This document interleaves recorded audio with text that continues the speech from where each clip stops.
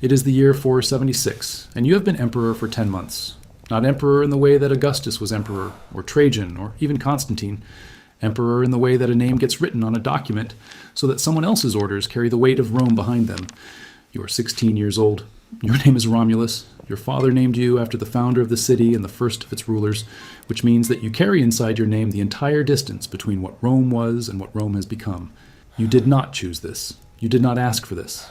You were placed on a throne in Ravenna, not even Rome, Ravenna, a city of marshes and mosaics on the Adriatic coast, because your father Orestes needed an emperor's face and you were the face he had. This morning you are eating figs, and the world you live in does not feel like it is ending. That is the first thing you need to understand. It never feels like it is ending, it just feels like Tuesday. Ravenna is not Rome, and this distinction matters more than anyone in the court will say aloud. Rome has not been the capital in 70 years. The emperors moved north, then east, then to this marsh city with its good harbor and its easy escape routes to the sea, and the empire moved with them in the paperwork, in the administration, in the titles, and the purple robes.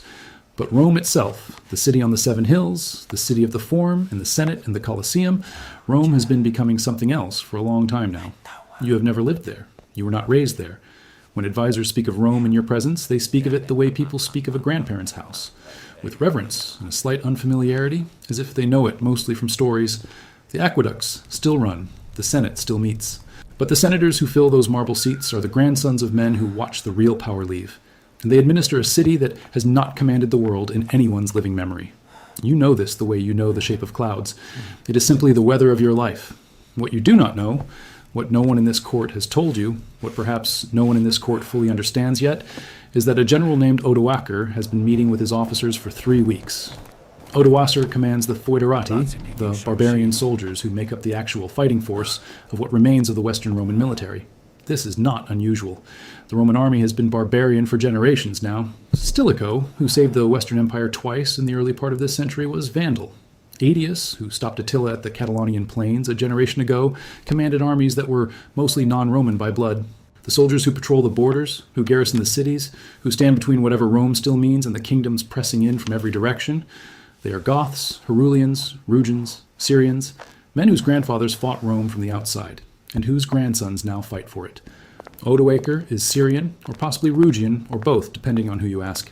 He does not ask your permission before he calls his officers together. He does not need to. Your father thought he controlled Odoacer. Your father was wrong about this, and he died for it, at Pavia, 5 months before today, killed by the very soldiers he believed he commanded. You are the emperor your father's enemies left alive because killing a 16-year-old boy would have been embarrassing. This is the extent of your power. The specific thing Odoacer is asking for, has been asking for, through intermediaries, through channels, through the careful diplomatic language that military men use when they want something they intend to take anyway, is land, 1/3 of the land in Italy, for his soldiers, in perpetuity. This is not an unusual demand. It is the demand that every barbarian general has eventually made of every emperor in the last 100 years. Stilicho fought against it. Aetius bargained with it. Emperors before you granted versions of it in Spain, in Gaul, in North Africa, watching the provinces of Rome become the kingdoms of the people who were supposed to be defending them. 1/3 of Italy.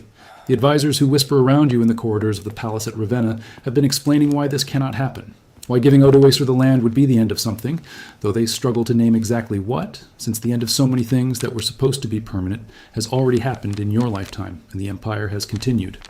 1/3 of Italy. Your father refused. Your father is dead. You're not your father, and you understand, in the way that 16-year-olds who have watched their fathers die understand things, that the difference between your father and you is that your father believed he had options. The messenger arrives in the early afternoon. He is not dramatic about it. The most important messages in history rarely are.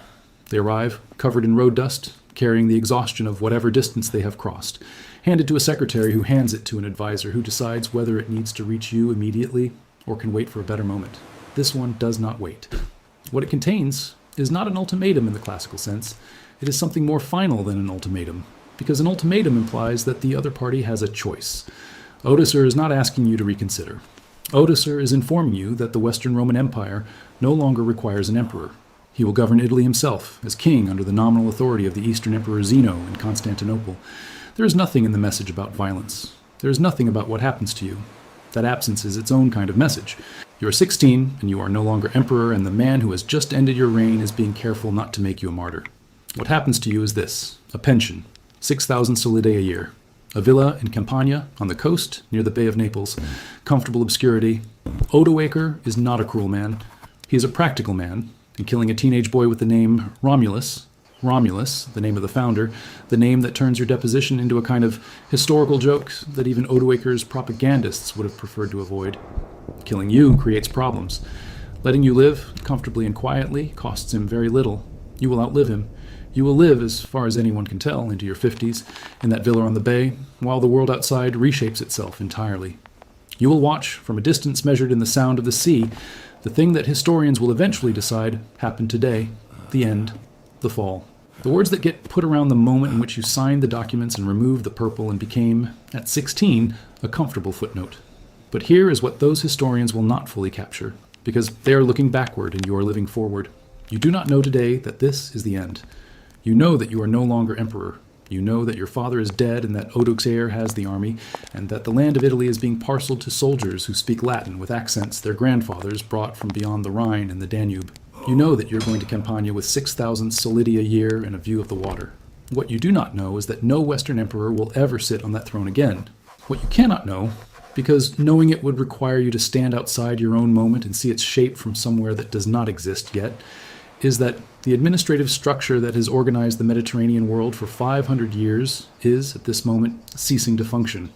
The roads will still be there. The aqueducts will still run for another generation, until they don't. The Senate will continue to meet for another century, in a city that is no longer the capital of anything, conducting the business of an institution that has already outlived its purpose by the time anyone admits it. The law will survive. The language will survive. The church, which grew up inside the empire's bones, will survive and expand and carry Rome's ghost forward into every corner of the world it touches.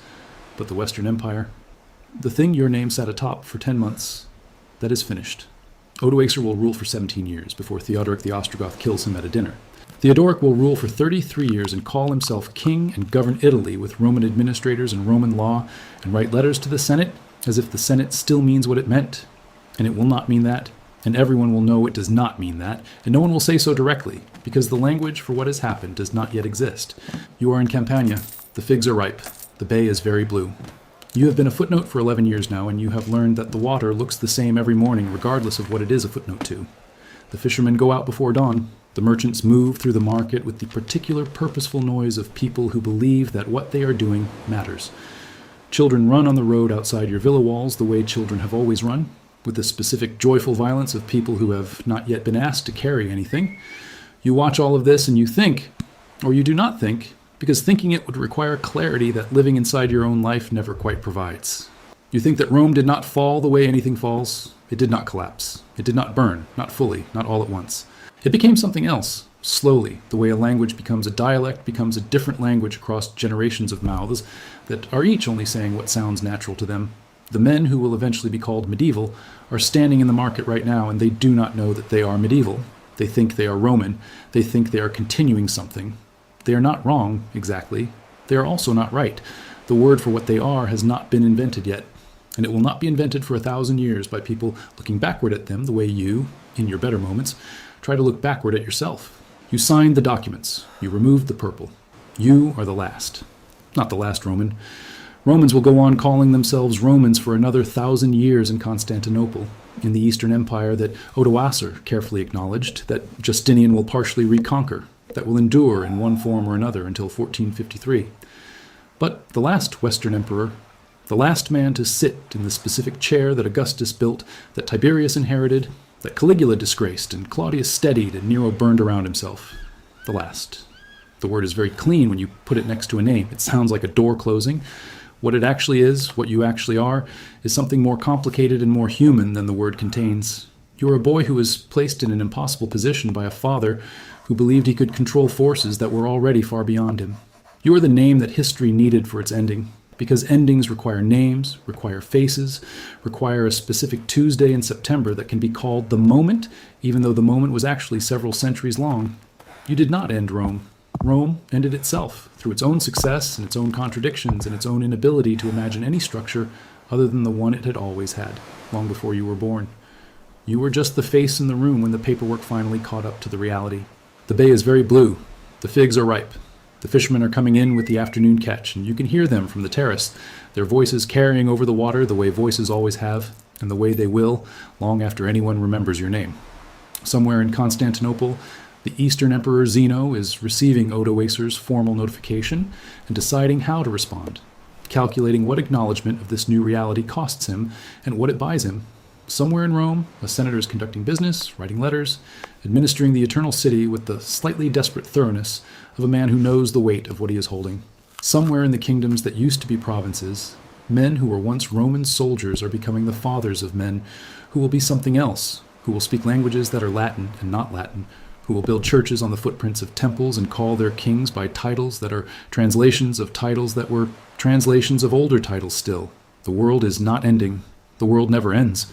It only becomes unrecognizable, slowly, in ways that the people living inside it cannot see until long after the becoming is complete. You sit on your terrace in Campania with your 6,000 solidus into your view of the bay, and the water is the same water it was when Aeneas sailed these seas, when the Romans first built their fleet, when Augustus stood at Actium and the whole shape of the world pivoted on a single naval battle. The water does not know what it witnessed. The water does not keep records. That is someone else's job, and they will do it, eventually. And when they do, they will write your name at the end of a list, and they will write beside it the word last, and they will mean it as a verdict. You are sitting on your terrace. The day is very ordinary. This is what it feels like to be history. You have one small luxury in this life that no advisor, no general, no senator scrambling in the ruins of meaning will ever fully possess. You were too young to believe in the permanence of any of it. Your father believed. The senators believe, or perform belief, which amounts to the same expenditure of energy. The generals who kept fighting for something called Rome, long after Rome had become a legal fiction, they believed, or they needed to believe, because without the belief, the sacrifice had no container to live in. But you were 16 when they took the purple from you, and 16-year-olds who have watched their fathers die in the machinery of collapsing things learn early that the machinery is not sacred. The purple was cloth, the throne was a chair, the title was ink on vellum. What endures is the water in the bay, and the voices of the fishermen, and the weight of figs in your hand in the afternoon, when everything that history has decided about you has not yet been written, and you are only a man, sitting in the sun on the coast of the world, breathing, unremarkable, alive.